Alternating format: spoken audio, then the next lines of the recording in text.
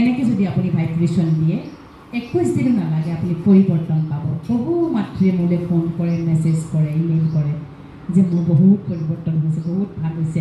এগৰাকী মাতৃয়ে এবাৰ ফোন কৰি কৈছে, বাইদেউ অলপ বেছিয়ে দিলোঁ নেকি সংকল্প, ল'ৰাটো বেছি ঠাণ্ডা হৈ গ'ল।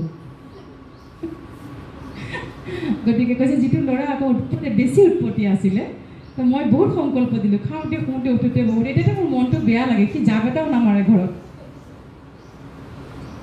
গতিকে চাওকচোন সংকল্পই কেনেকৈ কামত দিয়ে দেখিছেনে বাৰু। তাকো আকৌ মাতৃৰ মুখৰ পৰা ওলোৱা এটা এটা শব্দই সন্তানৰ হয় ভাগ্য নিৰ্মাণ কৰিব, নহয় ধ্বংস কৰিব। কোনো কাৰণত সন্তানৰ হৈ বেয়া শব্দ কেতিয়াও নক'ব, কেতিয়াও নক'ব, কিন্তু কোনো কাৰণত নক'ব। এয়া পৰমাত্মাৰ উপহাৰ, আমাৰ গৰ্ভখন ব্যৱহাৰ কৰিছে। আমাৰ ইমান অধিকাৰ নাই যে যি টি কথা ক'ম আমি, হয়নে?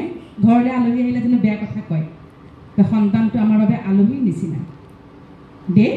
গতিকে একদম এলাৰ্ট থাকিব, সন্তানক বেয়া গালি গালাজ, বেয়া কথা, বেয়া শব্দ কেতিয়াও নক'ব, সেয়া আপোনালৈ ৰিটাৰ্ণ হ'ব।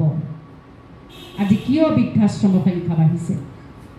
কিয় বাঢ়িছে? আজি পেইড PG পেৰেণ্টছৰ কিয় বাঢ়িছে? তুমি যি দিছিলা সেয়া তুমি বেক হ'বা। উচ্চ পদস্থ বিষয়া এগৰাকী জাৰ্মানত থাকে ল'ৰা, মাতৃ পিতৃয়ে ফোন কৰি মোক বহুত কাবুকুকলি কৰিছে, কান্দিছে। ইমান বিশাল সাম্ৰাজ্য, এতিয়া কোনো নাই খাওঁতা, মোৰ ল'ৰাও থাকে দূৰত, বোৱাৰী বিদেশী, কি কৰিম আচলতে, কোনখিনিতে ভুল হৈ গ'ল। মই সুধিছিলোঁ সেই মাতাগৰাকীক, আপুনি সৰুৰে পৰা এইটো সপোন দেখুৱাইছিল নেকি? তুমি বিদেশত যাবা, ছেটেল হ'বা, তুমি উচ্চ পদস্থ বিষয়া হ'ব লাগিব। আমি খুব মেটেৰিয়েলিষ্টিক হিচাপে তাক ডাঙৰ কৰিছিলোঁ। তাকে ৰিটাৰ্ণ পাব। কৰ্ম চবতে আছে। যদি 5টা ল'ৰা ছোৱালী আছে, 2টা বিদেশলৈ পঠাওক, হয়নে নহয় বাৰু? যদি এটা সন্তান বা 2টা সন্তান ওচৰতে ৰাখক। আজিকালি চবতে আমাৰ স্কোপ আছে, চবতে আছে। গভৰ্ণমেণ্টে নতুন নীতি কিমান স্কোপ আমাক দি আছে। গতিকে কেতিয়াও সন্তানক সেই এটা ক্ৰীড়াৰ নিচিনাকৈ এম্বিশ্যন সোমোৱাই তাক তেনেকৈ বনাওঁতে তেওঁ এটা আৱেগ বুজি পোৱা নাই, তাৰমানে একো আৱেগ বুজি নাপালে। কেৱল এটা মেচিন হ'ল, বহুত টকা ইনকাম কৰিব পৰা এটা মেচিন হ'লে, কিন্তু তেওঁ খুব সুন্দৰকৈ উত্তীৰ্ণ হ'ল। তেওঁৰ দুখ নহয়, পালনত দুখ আছে আমাৰ দেই। গতিকে সন্তানক হিউমেনিটি, মানৱতাবোধ, আৱেগ, এই সকলো শিকাব লাগিব সৰুৰে পৰা, যে তুমি সকলোৰ লগত সমান হ'বা দেই। তুমি কাৰো লগত কম্পিটিশ্যন নকৰিবা, চবতকৈ ডাঙৰ কথা এইটো শিকাব। কম্পিটিশ্যন নকৰিবা। এবাৰ তুমি এবাৰ 2nd পজিশ্যন আহিলা, একো নহয় দিয়া, অহাবাৰ তুমি ফাৰ্ষ্ট হৈ যাবা দেই।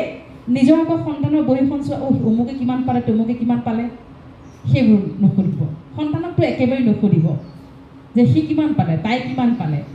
এইটো হিচাপত সুধিব পাৰে যে তোমাৰ বেষ্ট ফ্ৰেণ্ড ধৰক, এতিয়া তেতিয়া আমি সুধোঁ তোমাৰ বেষ্ট ফ্ৰেণ্ডে কি পালে। তাই যদি বেয়া হৈছে ক'ব, তাক ভালকৈ পঢ়িব দিবা দেই, এইবাৰ কিন্তু 2টাই ফাৰ্ষ্ট হ'ব লাগিব। তাৰ মানে আল্টিমেটলি আপুনি শিক্ষা দি আছে সন্তানক, আপোনাৰ পৰা লৈ আছে নহয়, সি তেনেকেই ডাঙৰ হ'ব। সি ধৰ্মাত্মা মহাত্মাসকলক কিয় সকলোৱে ইমান পূজ্যনীয়, কিয় আমাক ইমান ভাল পায়? যিয়ে সমাজৰ নামত আজি জ্যোতিপ্ৰসাদ আগৰৱালাদেৱে আজি কিয় আমি স্মৰণ কৰি আছোঁ? কিমান বিশাল হৃদয়ৰ অধিকাৰী, হয়নে? তেওঁতো অসমীয়াও নাছিল। গতিকে এইবোৰ কথা ভাবিবলগীয়া কথা। আপুনি সন্তানক এনেকৈ আপডাল কৰক যাতে আপোনাৰ গৌৰৱ অনুভৱ হয়, সকলো ফালৰ পৰা চমৎকাৰ হ'ব। সেইবাবে সন্তানক ৰাতিপুৱাই এইখিনি আশীৰ্বাদৰে আপুনি স্কুললৈ পঠিয়াওক। সদায় ক'ব সকলোৰে আজ্ঞাকাৰী হ'বা, সকলোৰে কথা মানি চলিবা। তোমাক যদি কোনোবাই বেয়াকৈ কৈছে, তুমি ৰিপ্লাই দি দিবা। এতিয়া আমি কি শিকাওঁ? তোমাক যদি কোনোবাই 1 ঘোচা দিছে, তুমি 2 ঘোচা দি দিবা। নিশিকাব এইবিলাক কথা। তুমি একো নহয়, তাক ক্ষমা কৰি দিয়া। কিবা কথাত লাগিল বাৰু, নামাতি হ'ল, তুমি তাক মাতিবা দেই আজি স্কুলত গৈ পেলাই। প্ৰথম এইটো শিকাব। কিয় জানেনে? আপুনি তাৰ মনটোত বনাই আছে, তাৰ মানসিক স্বাস্থ্য আপুনি বনাই আছে। মানসিক স্বাস্থ্য স্কুলে বনাব নোৱাৰে, মাকে বনাব লাগিব, হয়নে? স্কুলে কি কৰিব? একাডেমিক স্বাস্থ্যটো বনাই দিব। চাকৰি বাকৰি পাবলৈ কাৰণে, আৰ্নিং কৰিবৰ কাৰণে, টকা পইচা উপাৰ্জন কৰিবৰ কাৰণে স্কুল, কলেজ, ইউনিভাৰ্চিটি আছে। কিন্তু মানসিক স্বাস্থ্য যদি ঠিক নহয়, যিমানেই টকা ইনকাম নকৰক কিয়, পাৰিবনে জীৱনটো চলাবলৈ? তেনেকুৱা বহু কাউন্সিলিং মই কৰি আছোঁ এতিয়া। সাম্প্ৰতিক সময়ত আচৰিত কথা, APSC ইমান ৰেংকত ক্লিয়াৰ কৰা বহু মানুহে মোৰ লগত এতিয়া পাৰ্চনেল কাউন্সিলিং কৰিছে। সমস্যাটো হৈছে যে মই যিটো ৰেংক বিচাৰিছোঁ তাতকৈ বেছি পাই গ'লোঁ, নোৱাৰোঁ মই এতিয়া চাকৰিটো কৰিব। চিন্তা কৰক, ডিপ্ৰেশ্যনত গুচি গৈছে, জইন কৰা নাই। দেউতাক মাকে মোক কণ্টেক্ট কৰি পেলাই কৈছে আপুনি কি কৰে কৰক ইয়াক। আৰু এজনে কৰি আছে, তেওঁ আশা কৰিছিল বহুত হাই পষ্ট পালে, বহুত ল' পষ্ট, ডিপ্ৰেশ্যনত গুচি গ'ল। APSC পোৱাটোৱে কিমান ডাঙৰ কথা। চ'ৰ্চ অফ ডিপ্ৰেশ্যন, কোনোবাই হাই পষ্ট বিচাৰিছিল ল' পালে, কোনোবাই ল' পষ্ট বিচাৰিছিল হাই পালে। গতিকে খুব সতৰ্ক হওক মাতৃ সমাজ। মই মাতৃ সমাজক সদায় আই মাতৃসকলক সেইবাবে কওঁ, আপোনালোকৰ দ্বাৰাই সকলো নিৰ্মাণ হ'ব, ঘৰ সংসাৰ সন্তান সকলো আপোনাৰ হাতৰ মুঠিত।